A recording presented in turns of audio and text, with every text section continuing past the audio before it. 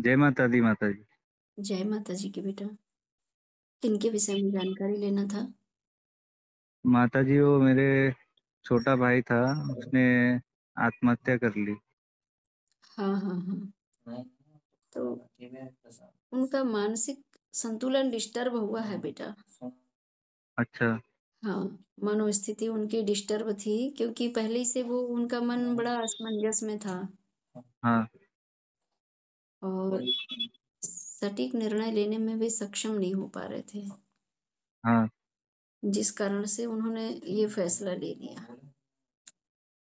तो इसी इसमें किसी का हाथ तो नहीं माता जी, कि हम हमारा मेरा परिवार बहुत कुछ समय से इतना परेशान हो देखो, गया था। बहुत से संकटें आने लग गई थी अचानक।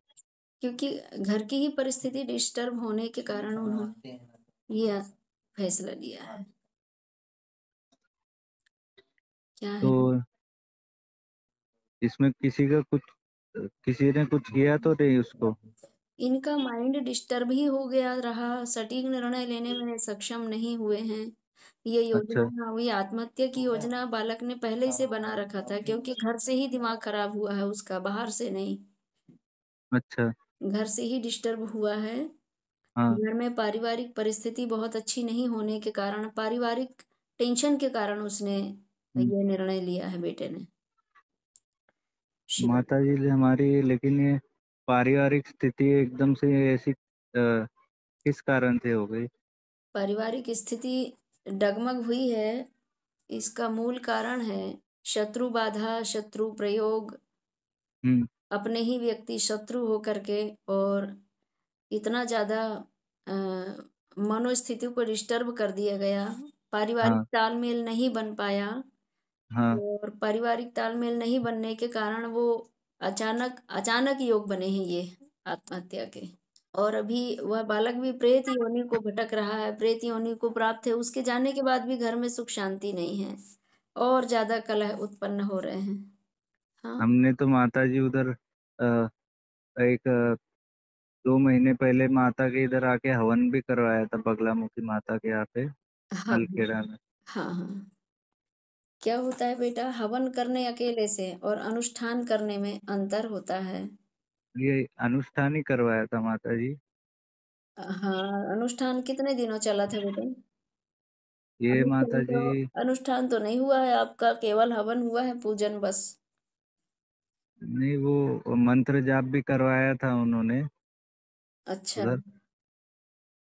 कितना 20-25 पंडित थे। अच्छा। हाँ, भाई भी आया था, मम्मी आई थी। तो फिर उनसे बगलामुखी अनुष्ठान जब आपका हो गया है तो उनसे एक बार विचार विमर्श करते। जो खत्म हो गया वही भाई आया था क्या? हाँ, तो उन्हीं महाराज जी से एक बार चर्चा करो। इसने क्या फांसी लगा लिया? हाँ। हाँ। अभी भी मतलब उसके बाद भी स्थिति कोई हमारी परिवार की कुछ ठीक हुई नहीं। तो हम क्या, ज्यादा। नहीं हम क्या बता रहे हैं, हम भी तो यही बता रहे हैं कि उसके हाँ। जाने के बाद भी परिस्थिति परिवार की ठीक नहीं है और तालमेल ज्यादा बिगड़ गए हैं और आपके स्वास्थ्य में भी बार बार उतार चढ़ाव आ रहा है, आपको घबराहट बहुत हो रही है, धड़कन, हाँ। थोड़ी सी बात में आपको धड़कन इतनी ज्यादा बढ़ जाती है कि आपको भी डर लगने लगता है कि कुछ ना हो जाए मेरे को। हम्म। हाँ, क्योंकि माता जी हमको इधर मतलब मेरे कुछ घर वालों ने, बुआ लोगों ने इधर जैसे पंडित पूछते हैं ना बाद में, हम्म। ऐसा होने के बाद तो उन्होंने ये बताया कि और ज्यादा बाधाएं, बड़ी संकट और आने वाला है। साथ जो घर की जो बाधाएं हैं ना, ये बाधाओं से आपका घर इतना अस्त व्यस्त हो चुका है कि कोई एक दूसरे को अच्छे से समझने को तैयार नहीं है। ऐसी परिस्थिति में माँ बगलामुखी देवी की आराधना स्वयं को करना चाहिए दीक्षा लेकर के, है ना? लेकिन माँ हाँ। भगवती इतना दयालु है, इतनी करुणामयी है, इतनी ममतामयी है कि अपने भक्तों के कष्टों को हर लेती है। लेकिन बात ये है कि अगर हम अनुष्ठान करवा रहे हैं, हम्म। लेकिन खुद को भी तो प्रार्थना करनी है उस अनुष्ठान के चलते। हम तो माता प्रार्थना रोज, पूजा पाठ माता पिता से, ये छोटा भाई नहीं करता था। हम तो सब सिर्फ भगवान को ही ज्यादा मानते हैं। देखो, गोद ले लेने वाला बालक और जन्म देने वाले बालक में अंतर तो हम नहीं मानते हैं लेकिन अंतर होता है बेटा, हाँ, है ना?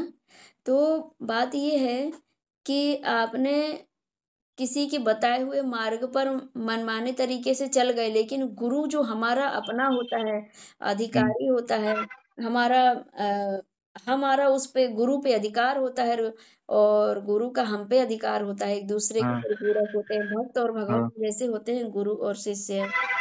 तो हाँ, जब हम दीक्षा लेकर के आराधना करते हैं, तो उसका रिज़ल्ट कुछ और ही मिलता है। मनमाने तरीके से करते हैं, तो उसका भी रिज़ल्ट मिलता है अच्छा, लेकिन थोड़ा-सा विलम्ब हो जाती है। ऐसा वो है। तो बात सही है, और क्योंकि माता आपका आपका इधर घर वैसे भी आपका घर पितरों दोष से रहित है, पितृ दोष से मुक्त नहीं है आपका घर, ऐसा।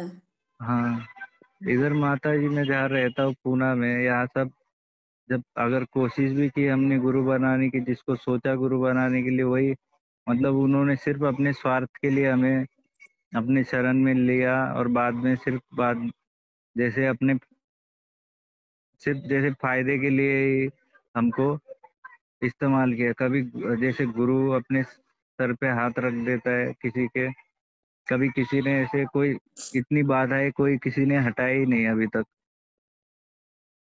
हाँ। क्योंकि यहाँ हम जहाँ रहते हैं, यहाँ सब ज़्यादा से ज़्यादा ठगी है। पंडितों से हम पूजा भी करवाते हैं, बहुत कुछ करवाते हैं, सब यहाँ झूठा काम ही चलता है। अब और बाकी हम तो बिल्कुल भी ज्ञानी नहीं, कौन सत्य कर रहा है, झूठा कर रहा है। आप ऐसा काम करो, हुँ, आपके घर में एक तो पितरों का भी दोष है, हाँ, पितरों का पितृ माने प्रेत। हाँ, जिन पितरों का श्राद्ध तर्पण सारा हो जाता है तब वो पितृ श्री हरि विष्णु जी के श्री चरणों में समर्पित हो जाते हैं, फिर देव रूप हो जाते हैं, तो पितृ देव कहलाते हैं वे। हाँ, लेकिन आपके जिस घर में आपका जन्म हुआ है और हाँ, आपने अनेकों जन्म में पितरों के दोषों का ऋण नहीं चुकाया और पुनः जन्म लेते गए हैं, उसका हाँ, परिणाम भी हमको इस जन्म में भोगना पड़ता है। अनेक जन्मों के पुण्य कर्मों का संचय होता है जब इस जन्म में सुख मिलता है और हाँ, भगवान का सानिध्य, सिद्ध संत महापुरुषों का सानिध्य मिलता है और परमात्मा की प्राप्ति हो जाती है, फिर जीवन सुखमय हो जाता है।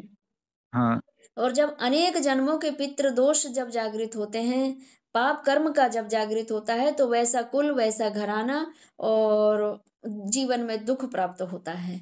ये सत्य है। लेकिन कुछ जन्म के जो है पुण्यों का संचय इस जन्म में जागृत होता है, तब आपको महापुरुषों का संग और उनके द्वारा दीक्षा लेकर के आराधना करने से फिर सर्व सुख की हाँ, प्राप्ति होती है। और आप दीक्षा लेकर के माँ भगवती की और फिर आराधना करें या तो सबसे हाँ, पहले आप जिनसे बगलामुखी अनुष्ठान करवाए थे उनसे सलाह ले लें कि महाराज जी क्यों ऐसा नहीं हुआ, हमारे घर में आराम नहीं हुआ, बेटे का ऐसा हो गया, तो वो सलाह देंगे। उसके बाद फिर आप पुनः बात करना हमसे और फिर हम बताएँगे आपको कि माँ भगवती की हाँ, आराधना कैसे करना है। माँ कभी किसी का अहित नहीं करती अपने बच्चों का बेटे। हाँ। हाँ, मैंने तो बात किया था माता जी उनसे, हाँ, हाँ, अ, सूरज जी नाम है उनका, हाँ। कहाँ वाले? नलखेड़ा, सूरज हुँ। शर्मा। हाँ, हाँ। तो उन्होंने भी यही बताया कि मानसिक स्थिति जो सही नहीं थी और शत्रु बाधा, आपके परिवार को सब शत्रु जो है परेशान करते रहते हाँ, हैं। वो अभी भी शांत बिल्कुल नहीं बैठ रहे। हाँ, हाँ। तो यही माता जी, अभी इस चीज़ से तो हमारे पास वो ज्ञान शक्ति नहीं है शत्रु बाधा, ये जो बाहरी शत्रु बाधा है इससे लड़ने के लिए। हुँ। आपका निवास स्थान कहाँ है अभी रहते कहाँ हो? पूना में ही रहते हैं। अच्छा, अच्छा, अच्छा। पूना में ही रहते हैं अभी।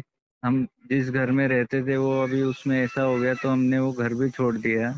हाँ, अभी हाँ। जो चाचा के घर पे रह रहे हैं, हाँ, हाँ, हाँ, हाँ। कि वो घर में तो अभी हम नहीं रह पाएँगे। हाँ, हाँ, हाँ। हाँ, तो ये माता जी हमको कुछ मार्ग दिखाइए कि ये हमारे ज़िंदगी से ये जो पीड़ाएँ हैं शत्रु बाधाओं की, हाँ, हाँ। इससे हम मतलब इससे हमको कोई हानि ना पहुँचे, बचे रहे और पितृदोष भी हमारा छूटे।